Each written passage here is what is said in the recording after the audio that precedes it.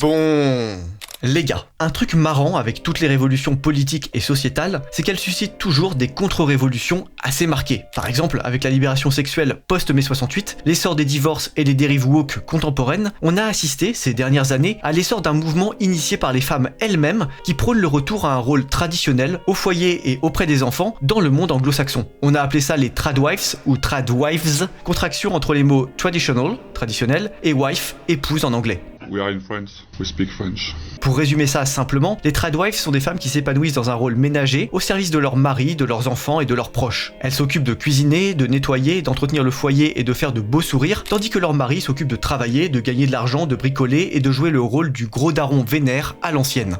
Commence à me parler poliment. On est donc face à un rejet plus ou moins total de l'émancipation féminine d'après-guerre, à un détail près. Maintenant, ce sont les femmes elles-mêmes qui demandent à vivre comme leurs bisaïeuls, pas la société qui leur impose ce mode de vie. Et ça donne lieu à des questionnements sociologico-philosophiques assez déroutants. Par exemple, une tradwife qui met sa vie en scène sur les réseaux sociaux, cumule des milliers et des milliers d'abonnés et se fait belle pour tous ses inconnus, est-elle vraiment une femme à l'ancienne, épanouie dans son rôle de mère et d'épouse? Ou encore, passer l'euphorie temporaire d'un petit roleplay conjugal hors norme, peut-on s'épanouir sur le long terme dans une vie faite de recettes de gâteaux, de promenades au parc et de lessive, pendant que monsieur, à l'extérieur, mène sa meilleure vie au contact du monde? En somme, et pour le dire autrement, peut-on rester à l'intérieur toute sa vie durant, tandis que la vie grouille et vous réclame à l'extérieur? Alors évidemment, la réponse à cette question est propre à chacune, et c'est ce qui rend le sujet des tradwives aussi paradoxal, clivant et brûlant à notre époque. En particulier, dès qu'un homme s'avise de prendre position pour ou contre ce phénomène, il s'attire lire des commentateurs woke sur internet et la fureur des réactionnaires masculinistes. How dare you? C'est assez incroyable comme phénomène. Et pourtant, c'est sur ce sujet que je vais moi aussi m'hasarder aujourd'hui. Mais vous allez le voir, j'ai une bonne raison pour ça. En fait, j'ai été contacté il y a quelques temps par une jeune agrégée de lettres, Manon Petiot, qui avait rédigé un roman qui s'intéresse précisément à ce sujet, à ses implications et aux doutes existentiels qu'il suscite, La Grâce de Barbara. Et oui, comme vous le voyez, cette petite pépite vient de sortir à la Giberne, alors vous allez vous le procurer séance tenante en description sur le magnifique site de votre maison d'édition favorite, et ensuite on va mener ensemble l'enquête sur les tradwives, voir ce que cache vraiment ce phénomène et analyser comment la littérature peut s'emparer du sujet. Est-ce que vous êtes prêts? Je ne crois pas. Générique.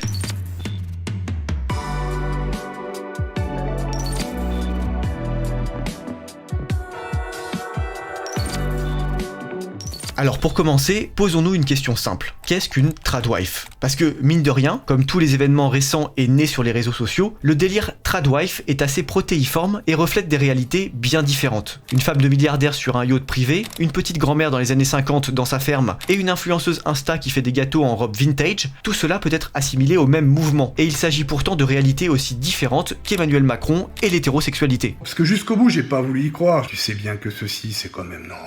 Non. Si on en revient à la racine du mot tradwife, on retrouve, comme je l'ai dit, traditional et wife. Or, vous me direz ce que vous en pensez en commentaire, mais il ne me semble pas qu'une nana botoxée et manucurée à Dubaï soit spécialement traditional. Pas plus qu'une influenceuse à plusieurs millions d'abonnés sur Insta ou TikTok, lieu où le hashtag tradwife dépassait déjà les 175 millions de vues début 2025. Sur Instagram, notamment aux États-Unis, le mouvement tradwife a littéralement explosé durant les 2 dernières années, avec des comptes comme Ballerina Farm ou Nara Smith qui dépassent toutes deux les 4,5 millions d'abonnés au moment où je rédige ce script. Et oui, ça fait vraiment beaucoup pour des nanas qui postent juste leurs recettes et leurs bouquets en ligne. Pourtant, quand on regarde ça de plus près, ça fait un peu fake. On sent que ces nanas, elles se déguisent pour jouer un rôle à l'ancienne, dans un petit cocon qui mime ce qu'était la vie rurale et traditionnelle d'autrefois, mais avec tout le confort moderne, les réseaux sociaux et probablement pas mal de moyens derrière. En somme, c'est un peu comme si je me déguisais avec une peau de bête et que j'allais vivre dans une grotte pour lancer une tendance retour au paléolithique, mais que je gardais mon smartphone pour poster ça en live sur les réseaux et appeler les pompiers en cas d'hypothermie à 3 du mat. Et oui, ce serait rigolo, mais c'est pas le sujet, restez concentrés dans les rangs. Je vous demande de vous arrêter. Donc bref, tout ça pour dire que la tradwife, la vraie, celle qui vit vraiment comme une femme d'autrefois, il ne faut pas la chercher sur les réseaux sociaux, ni dans les fast new money des influenceurs dubaïotes supplément caca sur la tête. Au contraire, il faut la chercher loin des caméras, dans les milieux éduqués, structurés, souvent catholiques de la bonne bourgeoisie. En somme, et pour le dire autrement, la tradwife, il faut la chercher dans les milieux traditionnels. Merci monsieur le professeur. Alors oui, c'est plutôt évident une fois qu'on l'a formulé ainsi, mais vous allez voir, c'était important de bien poser le cadre pour la suite. Prenons l'exemple fictif de Barbara. Barbara est une jeune femme à la fin de la vingtaine dont la vie, sur le papier, est absolument merveilleuse. Elle est grande, mince, belle, gracieuse, elle a 4 beaux enfants, elle ne manque de rien, son mari est un riche industriel aimant et plein d'énergie, et son niveau de confort va jusqu'à avoir quelqu'un qui lui repasse son journal tous les matins. Jusque-là, c'est allé, mes amis, jusque-là. Pour vous dire, la vie de Barbara est à ce point idéale qu'elle a donné son nom à un roman, La Grâce de Barbara, que j'évoquais plus tôt. Franchement, donner son nom à un roman de la Giberne, si c'est pas merveilleux, je sais pas ce qu'il vous faut. Très concrètement, la vie de Barbara est une alternance constante de scènes ménagères ouatées et de galas mondains où se côtoient toutes les familles les plus en vue des alentours. Les enjeux quotidiens de Barbara, c'est de choisir la couleur du tutu de ses filles pour leur spectacle de danse, Vous mettez tous les deux en mini-jupe, de cuisiner des soupes avec sa bonne d'origine russe, de surveiller sa ligne de façon presque maladive et, une fois ses passionnantes activités bouclées, d'accompagner son mari aux meilleures fêtes de la ville. Et comme Barbara est, par nature, une taiseuse et une contemplative, elle ne fait pas grand-chose dans ces circonstances mondaines. Elle se contente de rester assise, seule, belle, silencieuse et inaccessible, comme une sorte de trophée pour son mari, qui, lui, est un homme vivant et un bon orateur qui capte l'attention.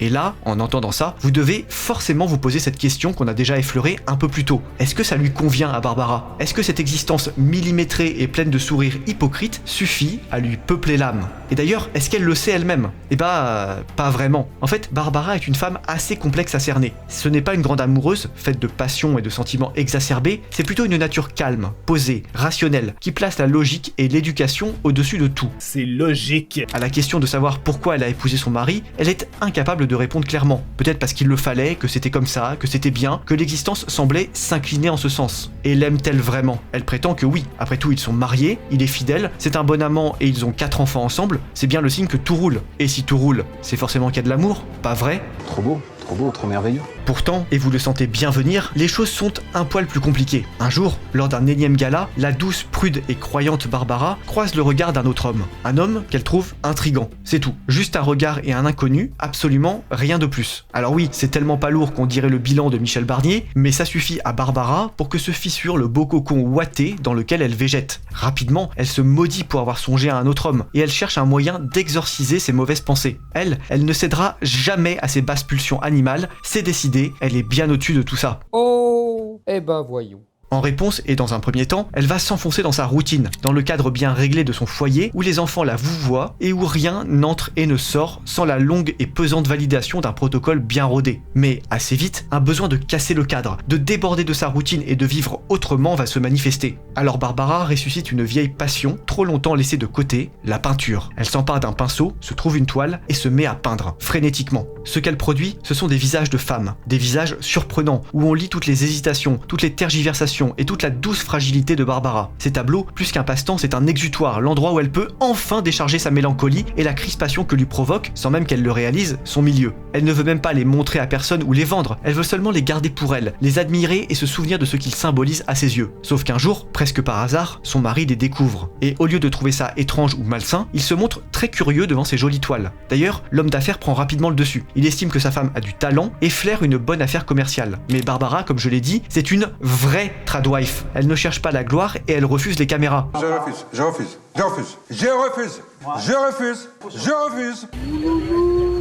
Alors ensemble, ils inventent une combine, RS, juste RS, 2 lettres, des initiales pour une mystérieuse peintre dont Barbara et son mari seraient les représentants publics. En gros, Barbara conserve son anonymat et elle peut quand même vendre ses toiles en se faisant juste passer pour un agent. Et ça marche, ça cartonne même. Grâce au réseau de leur grande famille, les commandes s'accumulent et la cote de RS atteint des sommets. Je vais gagner des milliers d'euros en faisant bûcheron. Mais à mesure que grimpe la cote de Barbara, pas mal de questions émergent. Veut-elle lever l'anonymat? Peut-elle rester fidèle à ses valeurs tout en étant mise en avant constamment? Son mari peut-il deviner d'où lui vient ce regain d'intérêt pour la peinture? Et puis, surtout, animer des soirées mondaines et des vernissages, n'est-ce pas le meilleur moyen de recroiser l'homme intrigant qu'il avait à ce point troublé?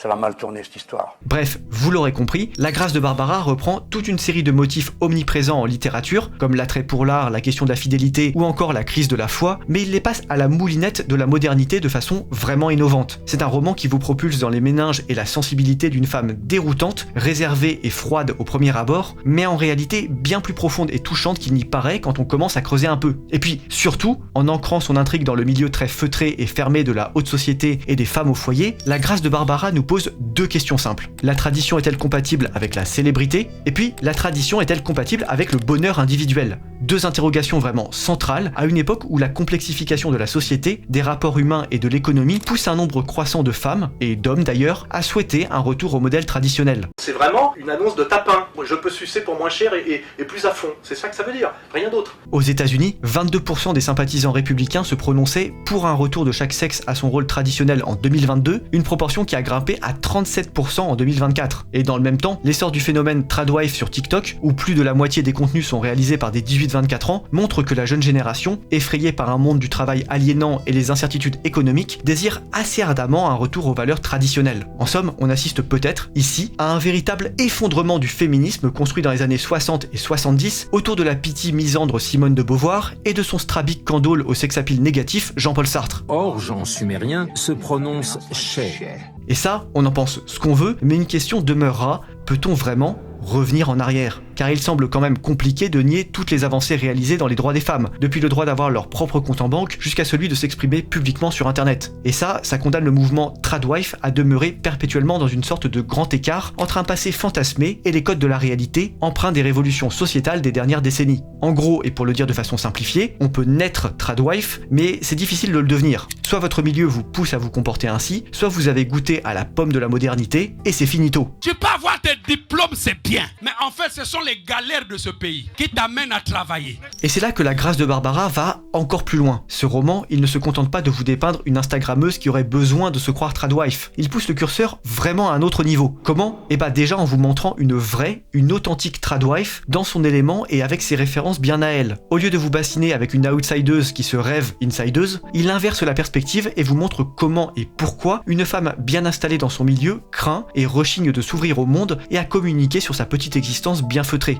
C'est donc beaucoup plus fort, parce que c'est une perspective que peu d'entre vous, je pense, auraient autrement l'opportunité d'explorer et de se figurer. Et si la littérature permet bien quelque chose d'intéressant, c'est de se couler dans l'esprit de gens radicalement différents de nous, dans des univers radicalement étrangers. Et puis ce qui est intéressant aussi, c'est que ce roman, en ce qu'il met en scène une haute société figée et presque intemporelle, il résonne avec énormément de références littéraires et audiovisuelles. Il y a du Gatsby dans les galas mondains et les passions de Barbara, du Gatsby mais aussi du Aurélien d'Aragon, et bien sûr du Belle du Seigneur d'Albert Cohen, un roman magistral et vraiment ambivalent dont on retrouve, synthétisé et inversé, beaucoup de questionnements dans La Grâce de Barbara. Et puis bien sûr, comment ne pas penser au personnage de Betty Draper dans Mad Men, à Downton Abbey, ou encore à la série The Queen's Gambit pour certaines scènes où Barbara s'essaye aux échecs. Bref, c'est foisonnant, et encore pour ne pas vous perdre, je n'évoquerai pas les références à la littérature du XVIIe et du XVIIIe siècle, ou même à la lourde et très sainte Bible, parce que oui, il y en a, mais le roman parvient toujours à maintenir ça au niveau du filigrane, de façon à ce que ce ne soit jamais envahissant pour le lecteur. Remarquable coup.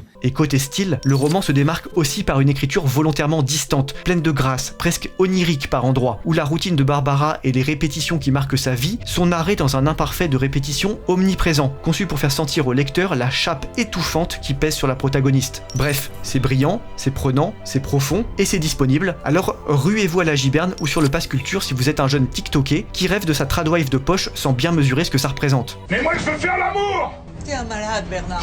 Un malade.